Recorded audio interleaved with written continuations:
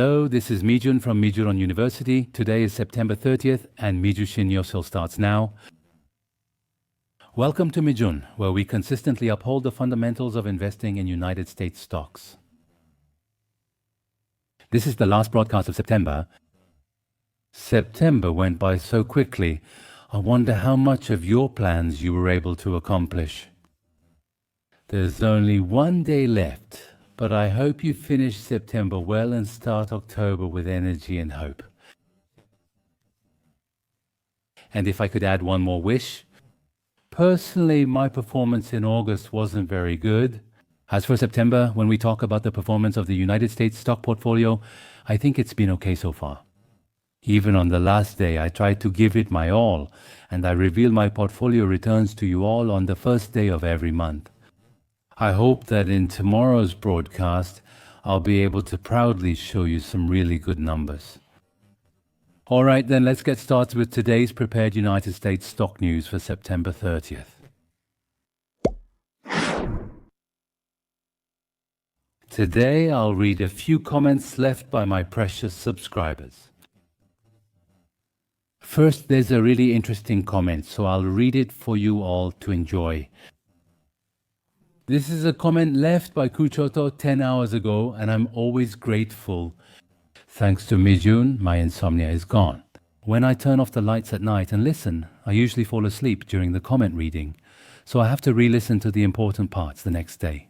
Thank you. I'm not sure if you've fallen asleep by now. Mr. Kuchoto, thank you for your interesting comment. It makes me feel really good to hear that my voice helped you overcome your insomnia. But I hope you don't forget to watch my broadcast again the next day after you wake up. My mother also suffers from insomnia, so I hope that listening to her son's voice will help her treat her insomnia as well. I also used to have insomnia. From my late 20s until before I got married in my 30s, my insomnia was pretty bad. In my case, after I got married, my insomnia went away. My wife has a very calm and easygoing personality, so she sleeps really well. By around 9:30, she's already asleep next to me. Since it's not very exciting, I think my insomnia has gone away too. All right, everyone, I hope that all of you watching this broadcast will have a healthy sleep life without insomnia. All right, let me read one more. This time it's a bit more serious. This is from someone with the username Morohaji. Lately, many news stories cover wars in various countries and other geopolitical risks. I'm curious about what you think about this. Are there really a lot of news stories about geopolitical risks these days? I didn't know that. I completely agree with you on this part. It hasn't been 10 years for me either. I remember in the past when I was investing in stocks and the prices suddenly dropped, I would panic and sell in a frenzy too. I also remember that whenever there was news of war or some big political event, I made the mistake of selling all my stocks. So today, for people like this and for those who are still not familiar with stock investing, I want to share some very valuable information. There's a chart here, and what it shows is all the major negative events recorded from 1928 up to now. If you look at the very beginning, you'll see the Great Depression. It's really fortunate that we weren't investing during this era. There was the Great Depression, and I think it was in 1929. And then there was also the Pearl Harbor attack. The Pearl Harbor attack. Interestingly, stock prices rebounded immediately afterward. And if you look here, President John F. Kennedy's assassination is also marked here. Even then, stock prices weren't significantly affected. In 1973, the year I was born, the oil shock is also shown here, and the Nixon Doctrine is mentioned as well. There's also 9/11. When the 9/11 incident happened, stock prices dropped a lot. It showed a V-shaped rebound right away. Besides that, there was the Iraq War and the famous COVID virus. There have really been a lot of major incidents. The key is the United States stock market kept rising. Of course, the process was rough. It went up and down, repeating a zigzag pattern. But while it was zigzagging, buying opportunities came to us. You can interpret it positively like this. This chart looks a bit long-term, so let's try to shorten the time frame a bit. This time, from 2009 to 2025, these are recent events and incidents. It's really amazing. So many events and incidents have happened even recently. A lot has happened in the past 15 years too. If you look here, you can see that there was also a government shutdown in the United States. I vaguely remember the Ebola virus. I can't quite recall what kind of virus it was. And there was also a time when we entered a bear market, the COVID virus, and the yield curve was inverted. There was an inversion, Russia invaded Ukraine, and then the Omicron variant appeared. And then the yen carry trade, you probably remember that. It was the most recent sharp downturn. A series of major events like these happened one after another, but we still call it a group. Nevertheless, from 2009 to 2025, the United States stock market has continued to rise sharply. This is a historical fact we can observe. So then, it would be good for us to summarize the reasons why the United States stock market was able to keep rising like this. It's shown right here in this chart. As you can see, this chart is very similar to the one we looked at earlier. Let me show it to you again. If you look here, this is a stock price chart from 1928 to now, and the chart you're looking at now is also similar. But this chart is not a stock price chart. What this chart shows is the change in earnings of the S&P 500. What that means is, it's the combined earnings of the 500 companies that make up the S&P 500. Earnings refer to earnings per share, right? When you added up all the earnings per share in the past, it was only about $10. But the total earnings per share that was $10 eventually became $25, then $60, then $100, and now it's gone up to $218. So, because the earnings generated by American companies have steadily increased like this, we can say that American stocks have also been able to rise steadily like this. Now, what you need to remember is that stock prices are earnings multiplied by multiples, and these multiples go up and down repeatedly due to all kinds of events and incidents. But what's important is this. If American company earnings keep rising, the United States stock market will keep trending upward. That's what you need to remember. So, it's the same for those of us who are investing in individual stocks. Rather than valuation, the most important thing is whether the earnings of the companies I'm focusing my investments on continue to grow. I think it's important to pay a lot of attention to this part. Let me show you another chart. The red and blue lines are currently switching places. This shows United States stock market performance under past Republican and Democratic presidents. So to sum it up, it doesn't really matter who takes power. So whether the Democratic Party or the Republican Party produces the president, the United States stock market tends to keep trending upward. That's how you should see it. Now let me show you one more thing. The chart is the same as the ones we've seen so far. Now here's the interesting part. This isn't a 10-year, 20-year, 30-year or 50-year chart. It's a one-year chart. It's the 2024 chart. But it looks very similar, right? That means whether you look at it long-term or short-term, the United States stock market keeps trending upward. The important thing is, when it goes up, it doesn't just rise in a straight line. It's a zigzag. So this zigzag pattern appears in the short term, and you can also see zigzags in the long term. Now, this is something we should always keep in mind. If earnings keep rising, the United States stock market will also trend upward, though no market rises in a straight line in the short term.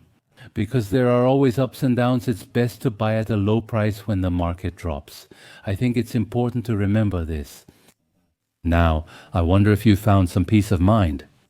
What should I call you? I hope you continue your happy investing with a peaceful mind while watching Mijun Bangsong.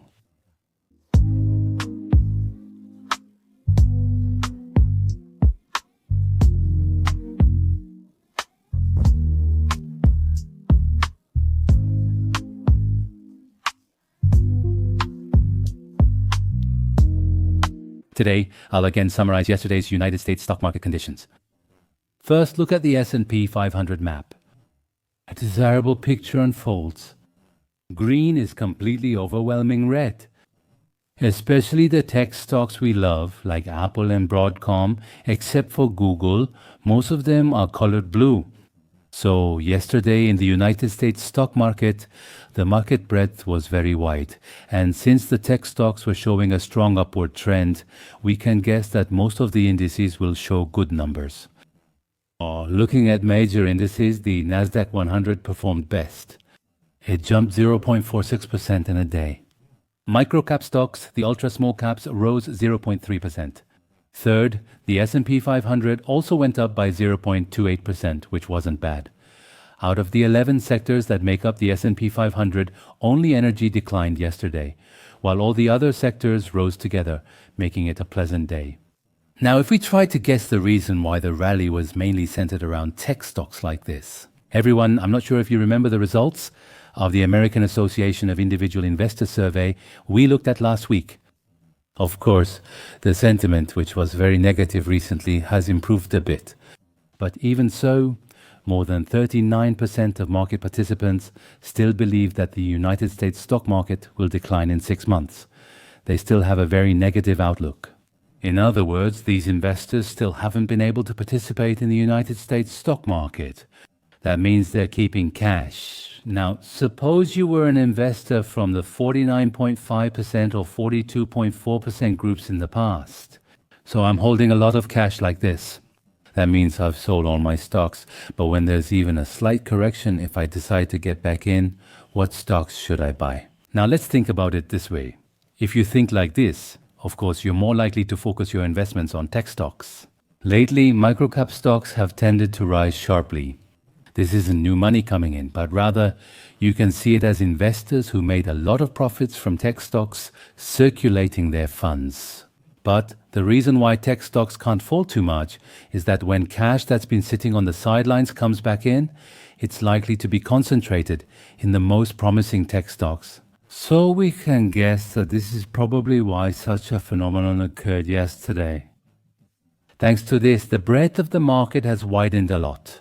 Now, 55% of stocks have improved momentum in the short term, and more than 62% of stocks have a good long-term trend.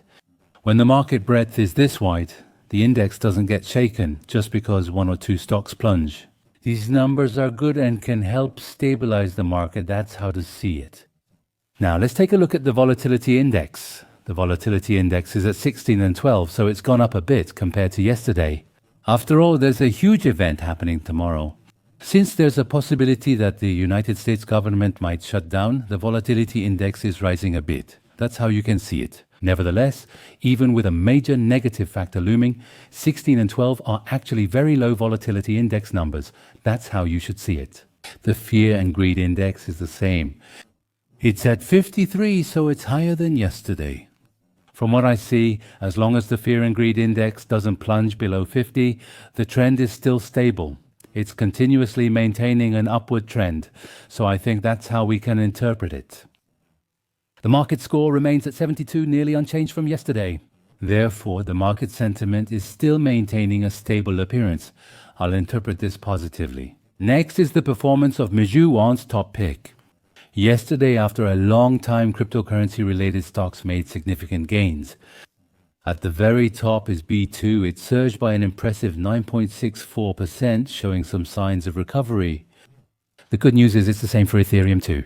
The ProShares Ultra Ether exchange-traded fund tracking Ethereum jumped 8.03% and has risen strongly for 2 days in a row. Coinbase rose 6.85%, Strategy 5.62%, Talon Energy 2.30%, Credo 2.15%, NVIDIA 2.05%, First Solar 1.60%, Advanced Micro Devices 1.19%, Celestica 0.89%, Palantir 0.73%, and Tesla 0.64%. Bitcoin also surged up to 114,540, showing a strong performance. Only 5 stocks fell. Meta dropped slightly by 0.05%, TSMC also decreased by 0.05%, and Google fell by 1%. Broadcom dropped 1.98%, and Vistra fell 4.48%, showing the weakest performance.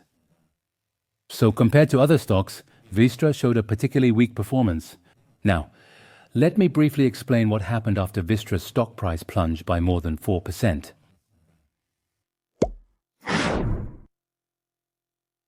Yesterday, very positive news about Vistra was announced. A 20-year power purchase agreement was made public. Now, you're probably very curious as to why the stock price dropped. First, let's go over the news that was announced yesterday. Vistra announced on Monday that it has made a final investment decision to build 2 new advanced natural gas power generation units with a total capacity of 860 megawatt at the Permian Basin power plant site. So with that, the current power generation capacity at the site is... It will rise from 325 megawatt to 1,185 megawatt, more than tripling. That's great news. Recently, the artificial intelligence boom has caused a power shortage from data centers.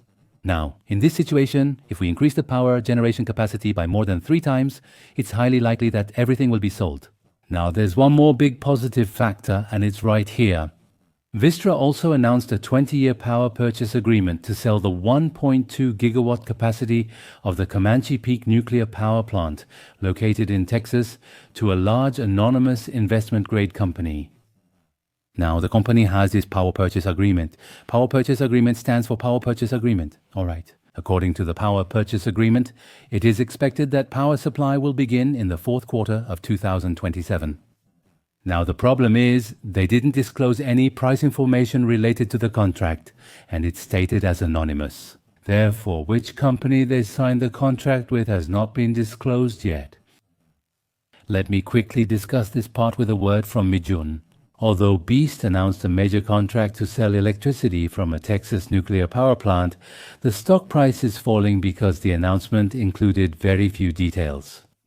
For example, in the case of Constellation Energy, they announced contracts with Microsoft and Meta. There was a lot of hype and noise about it, but strangely, what about the news from Beast? The fact that it only came out through regulatory disclosures is quite unusual. You could say they minimized media exposure. What about Beast? On Monday, through a disclosure, they announced that they signed a 20-year power purchase agreement to sell 1 to 2 gigawatt of capacity to the Comanche Peak nuclear power plant. They stated it this simply, and they didn't specify the client company. So, in the market, people suspected the contract was signed at a low price, which may be why they didn't announce it. These concerns are being raised right now. I'm not sure if you remember the article I shared last week. The analysts at Jepurigi argued that even though Vistra hasn't announced a power sales contract for the Texas nuclear plant yet, the stock price rallied in anticipation of it. At that time, they downgraded Vistra's rating from buy to hold.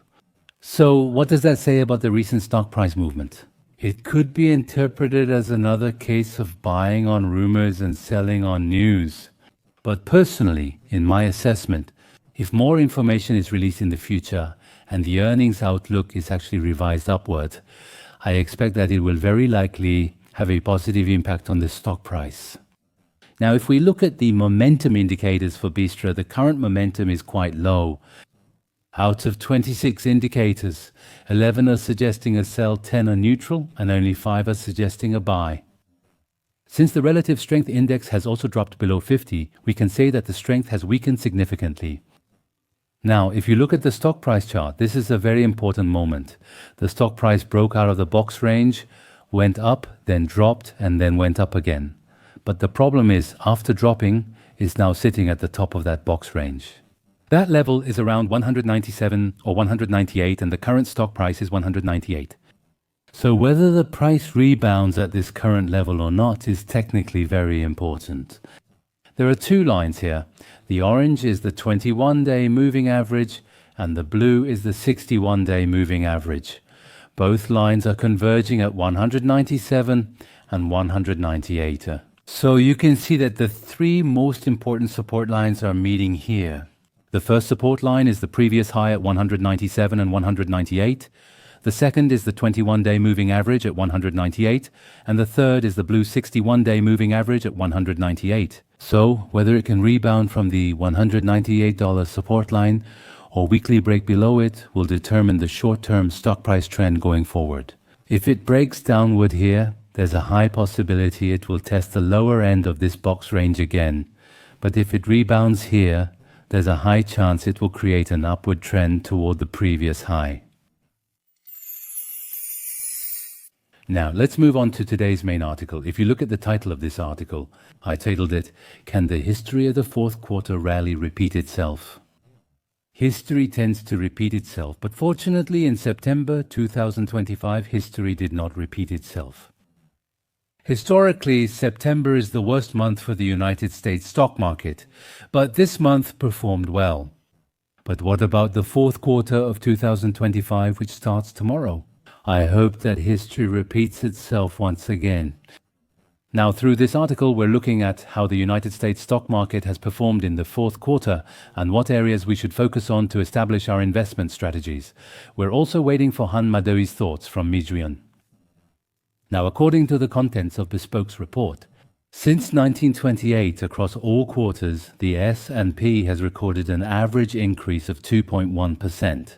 There are 4 quarters in a year, and each quarter the United States stock market typically grows by an average of 2.1%. That's what they're saying. But when you look at just the fourth quarter separately and calculate the average, it's not 2.1%, but a much higher rate of 2.9%. The probability of stock prices rising in the fourth quarter is 74.2%, the highest of all 4 quarters. This chart summarizes everything. The average increase is 2.1%. The first quarter is up 1.6%, the second 2.4%, the third 1.4%, and the fourth quarter follows. Historically, on average, the United States stock market, that is, the S&P 500, rises by as much as 2.9%. That's how you should see it.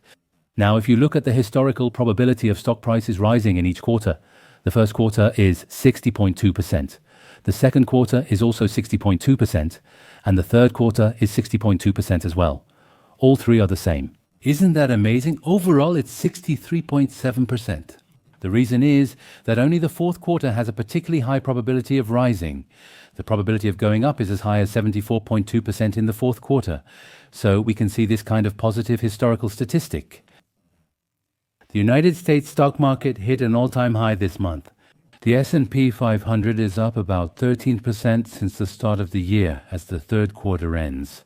But actually, this is a positive thing because, according to a report from Bespoke, when the index rises in the first 3 quarters compared to the beginning of the year, the fourth quarter tends to be much stronger.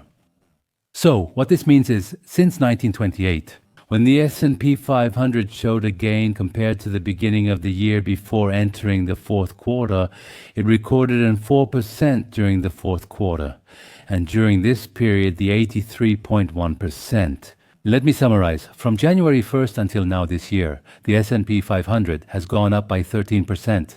So that's a positive return. Is the United States stock market like that? If it records a positive from the first to the third quarter, then in the fourth quarter that follows, the probability of the stock price going up is over 83%. And during this fourth quarter, the average return is as high as 4%.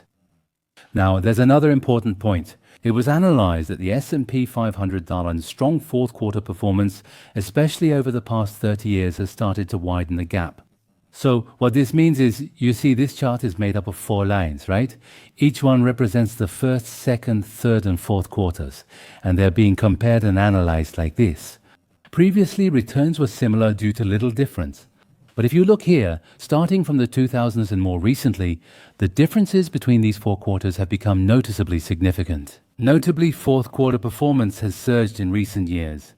Now, how should we think about this? In my opinion, I would say this might be a self-fulfilling effect. Let me explain what a self-fulfilling effect is. Historical data shows stock prices usually rise in the fourth quarter, so investors typically stay in the market during this period. Conversely, investors often add more funds, further driving up stock prices. So as confidence grows that stock prices will rise in the fourth quarter, more funds flow in, and as this trend continues, the performance in the fourth quarter actually gets even better. I think that's one way to analyze it. The S&P 500 is set for 5 straight months of gains, with third quarter growth already over 7% as of Monday. So you can see that the third quarter of 2025 was a very successful quarter. With just 1 trading day left in the third quarter, the bull market in the United States stock market continues. Many investors expect that the Federal Reserve will continue to cut interest rates even after resuming the rate cutting cycle this month. Now, this is the biggest positive factor in the market right now. So if the benchmark interest rate keeps dropping in the future, there is a growing expectation that the United States stock market is likely to continue its rally for a while. But right now, there is one negative factor. We're keeping an eye on the potential government shutdown that could disrupt the work of the Bureau of Labor Statistics, including the United States Employment Report to be released on Friday. Because government employment data informs the Fed's interest rate cut decisions, investors are closely monitoring the health of the labor market. Many investors are waiting for the employment report, and if it's not released Friday, the United States stock market could see short-term volatility. But as I showed you yesterday on the broadcast with historical statistics, when the employment report couldn't be released, even if stock prices fall, this kind of government shutdown doesn't last long. The stock prices tend to rebound right away.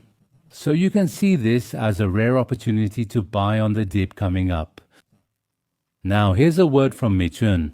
The article analyzes historical statistics based on the S&P 500. We're mainly investing in tech stocks, right? So we're also curious about how tech stocks did in Q4. So I analyzed the historical statistics of the Nasdaq index in the fourth quarter. In summary, the Nasdaq index consistently performs best in the fourth quarter each year. And this trend, it actually appears even more clearly than in the S&P 500. Now the various figures shown below. Since the Nasdaq index was launched in 1971, the data is based on information from that point onward. Now first, if you look at the average rate of return, the Nasdaq Composite Index tends to rise by about 6.5 to 7% on average in the fourth quarter. That's pretty remarkable. You can see that it goes up by nearly 7% in just 3 months. The probability of the index rising in the fourth quarter is almost 80%. What that means is 8 out of 10 times it went up in the fourth quarter. In 8 out of 10 years it rises. So we can hope that this year will be one of those 8 years as well. Now, if we compare it to the S&P 500, typically, the Nasdaq's average return in the fourth quarter is more than twice as high as the S&P 500's fourth quarter average return of 2.9%. Now, the reason for that is, since the Nasdaq index is centered around growth stocks and tech stocks, it tends to gain more momentum during the year-end rally. That's how you can look at it. Now, let me briefly show you the quarterly performance. In the first quarter, it rose 3%. In the second, 2.5%. The Nasdaq typically only gains about 1% in the third quarter. So it's typical for the Nasdaq to slow down a bit in the third quarter and then pick up strength in the fourth quarter. Now, here's the problem. This year, the third quarter was really strong. So it's possible that the fourth quarter might not show the same average strength. You could interpret it negatively like that. And another thing, just like the S&P 500, if the stock price rises from the year's start through Q3, the Nasdaq often performs even better in Q4. So, when the Nasdaq index is in the positive from the beginning of the year through September, like this year, the average return in the fourth quarter has tended to rise to over 7.0%. So, if there's positive momentum in the market, tech and growth stocks also tend to keep riding that momentum, as we could see from historical statistics. Now let me show you one more thing, this time, instead of looking at the entire fourth quarter. If we break it down into October, November, and December, October is actually the worst. In fact, October even has the stigma of being called the month of stock market crashes. Historically, it's a month with a lot of volatility. But what if the situation wasn't good before that? In other words, what if a bear market comes? Because it tends to hit bottom and start rebounding in October. It's even nicknamed the bear market killer. So October is a market that's been going up can fall and a falling market can go up. So it's a bit unreasonable to just think that it's good. So it's better to expect that volatility may increase. Now, November and December are relatively good though. Historically, November is one of the months when the Nasdaq index records the highest returns. Especially with Thanksgiving, during this holiday and the expectations for the year-end shopping season, investor sentiment tends to improve significantly. And as you all know, there's the Santa rally in December. So you can see that December tends to show a steady and stable upward trend. Now, here's the conclusion. According to historical statistics, the Nasdaq index shows very strong seasonality in the fourth quarter. especially when there is positive momentum across the market, like this year when stock prices have risen well from January to September. This tendency becomes even stronger. Therefore, it's natural for expectations to rise that the fourth quarter will be good this time as well. There's a clear difference between high probability and 100% probability. It looks like the probability is about 80%, but we can't ignore the other 20%. If negative catalysts like the Federal Reserve's monetary policy, government shutdowns, political risks, or geopolitical events occur, there's a possibility that they could change the historical pattern. So from our perspective, it's true that past data should be used as an important reference. However, I think we need to closely analyze the current market situation, and it's important to keep monitoring the market continuously. Therefore, rather than thinking that things will definitely turn out a certain way, it's important to establish an investment strategy that takes different possibilities into account. I want to emphasize once again that the most successful investment strategy is one that works well whether stock prices go up or down, no matter what happens. The last content prepared for today is the Mijun podcast. What is the Mijun podcast? Some analysis articles are very long and could take all day to read. So this is a series where we neatly organize these reports in a podcast format and share them with you. Even with podcasts, long analysis articles can be quite lengthy. Alright, today's video is also 7 minutes and 29 seconds long, so it's a bit of a shame and it does feel a bit short. Still, I think it would be good if you listen to this podcast all the way to the end, because I put together a really good article for this podcast. 5 artificial intelligence revolution beneficiary stocks, do they still have room to grow? So that's the title of the article. And who wrote this article? It's Stephen Kress. I don't know if you all remember Stephen Kress. He's Seeking Alpha's vice president and the creator of its quant system. He has been on the Mijun channel a few times before. So, from the perspective of the current quant master, Stephen Kress, he is telling us about 5 artificial intelligence beneficiary stocks that still have room to rise. Now, it would be good for you to check for yourself which 5 artificial intelligence revolution beneficiary stocks still have growth potential. That's all for Mikduzi News on September 30th. I would like to thank everyone who participated in the United States stock market with Mijun in September 2025. September 2025 wasn't as bad as we expected, which is a relief. As we begin October and head into the fourth quarter, I sincerely hope that the United States stock market will gain more strength and that history will repeat itself once again in the United States stock market. And even if a correction comes, if we combine our wisdom together, I hope that we can wisely navigate through a correction as well. Let's keep fighting together until we retire by investing in United States stocks. Thanks. Have a great day.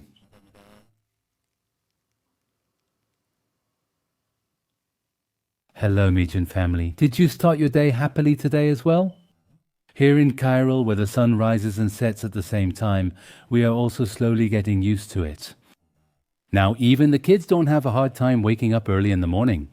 Hello, yes, I came along as well, that's right. I think the kids and we have almost fully adjusted now. We even enjoy school traffic jams since they let us have long talks with the kids. I brought an analysis article from Seeking Alpha's quant analyst, Stephen Kress. You may worry artificial intelligence-related stocks are too expensive lately. So today, based on the analysis data, we'll take some time to find 5 hidden gems among artificial intelligence-related stocks that still seem to have plenty of room to run and possess attractive value. I'm hesitant because well-known stocks like Nvidia and Palantir already seem too high. Isn't there a good way to join the artificial intelligence revolution without feeling burdened by the price? What do you think? Good question. Today, we're looking beyond semiconductor companies. We're looking at a wide range of industries that benefit from artificial intelligence, especially those that have strong buy or buy ratings and are considered valuable in terms of valuation. And based on the analysis that identified stocks with good momentum, I'd like to talk about those today. These are companies that could be called the value-driven core of the artificial intelligence economy. Oh, The value-driven core? That's interesting, yes. the first one is Micron Technology. Micron Technology It's a memory semiconductor that serves as the core brain of artificial intelligence, especially a strong player in dynamic random access memory and high bandwidth memory. In the recent earnings report, it was revealed that demand related to artificial intelligence data centers is truly explosive, and especially for high bandwidth memory, it's already sold out. Many investment banks are raising their target stock prices. Wow. I can't believe high bandwidth memory is sold out. Oh, that's really amazing. But the stock price must have risen a lot too. Do you still think the price is attractive? Yes, that's exactly the point. According to this analysis, Micron's price to earnings ratio, the PE, is actually quite different from the industry average. So in terms of value or valuation, it's quite attractive with a B+ rating. And at the same time, the recent upward trend in the stock price is very strong, so it received an A+ for momentum. That's why the overall rating also came out as a strong buy. So even though they make key artificial intelligence components, they're still attractive and undervalued, right? That's right. Now that we've looked at the core brains, shall we take a look at the pathways where the data travels? The second company is CommScope Holdings, COMM. The company provides high-speed networks crucial for artificial intelligence data centers, supplying communication infrastructure like fiber optic cables. What's notable in this analysis is their recent sale of a core business unit for $10.5 billion in cash, with plans to use it for shareholder dividends. Oh, Selling for $10.5 billion and even paying dividends after the sale? Wow, this must be really great news for investors. Then how do you analyze the company's basic fundamentals? Yes? the factor grades are all green lights. Value is B, growth is A, profitability and warmth are A, and momentum is A. They're all excellent. The forward PE is low compared to industry peers, and annual earnings before interest and taxes growth exceeds 330%. Thanks to that, it's been analyzed that the stock price has surged more than 150% in the past 3 months. As expected, this one is also rated as a strong buy. It's truly a crucial pillar of artificial intelligence infrastructure. Yes. I see. Their quarterly sales jumped 22% from last year, making their rebound impressive. So the PC sector is definitely riding the artificial intelligence wave too, right? But if you look at this analysis compared to other stocks, it's lagged behind top performers over the past 6 months. How should we interpret that? Yes, that's right. Your observation is spot on. Over the past 6 months, it was lower than the sector average. But in this analysis, it seems that very point could actually present an opportunity. If you look only at the stock price increase over the past 6 months, it's 31.85%, which is more than twice the sector average. It's showing very strong momentum. The key point is the forward indicators. Value metrics like forward PE and PEG ratio are low, giving it an A rating for value and making it very attractive. So this one is also rated as a strong buy. Now for the fourth, let's switch fields. First Solar FS Era is a solar energy company. As you know, artificial intelligence uses a lot of electricity. That's right. Data centers are real electricity hogs. So, as one of the solutions, clean energy like solar power is emerging. First Solar is a company that specializes in thin-film solar technology, which is semiconductor-based. It's being analyzed that they're directly benefiting from the increased demand for clean energy due to the expansion of data centers.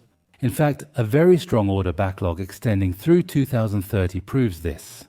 So, artificial intelligence is raising electricity demand, which benefits solar companies. Interesting connection. It's a tech stock, but how about its valuation? Yes. The forward PE is much lower than the industry average, so I consider its valuation attractive, giving it a B+ rating. Well, the profitability is considered a bit disappointing. Some evaluations exist, but I believe above industry sales growth and strong future prospects are fueling the stock's momentum. It's a buy rating. Oh. So, you're focusing on growth potential?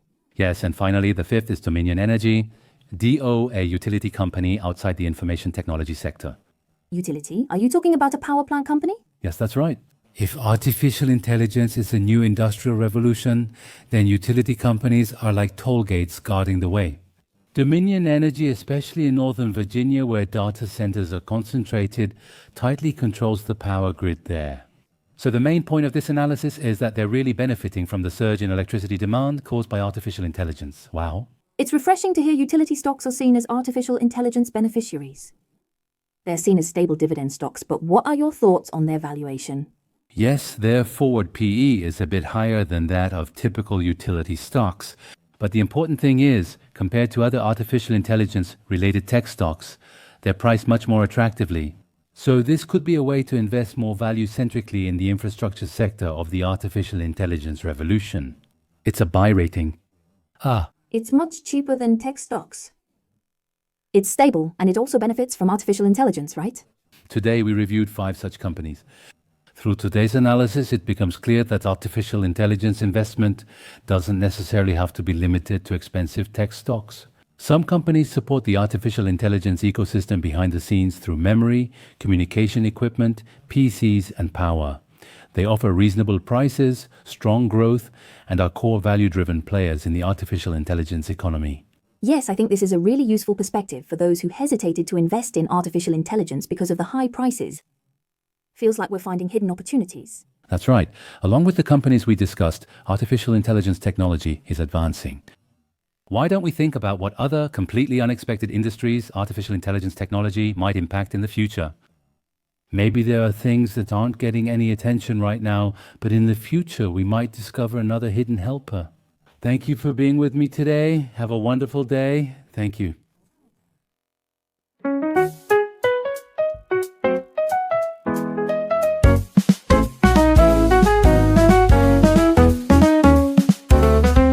The beginning of a small dream is important. Shall we plant a hopeful future together?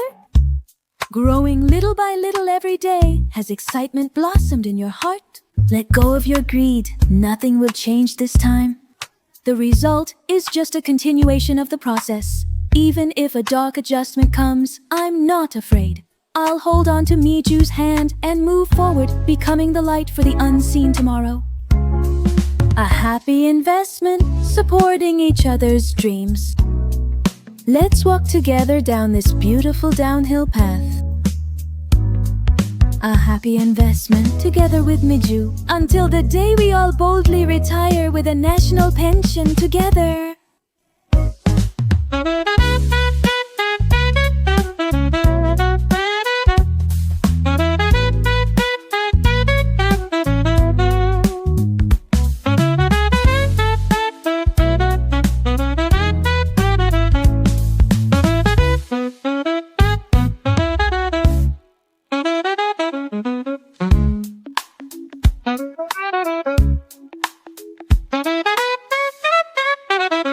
This was TikTok.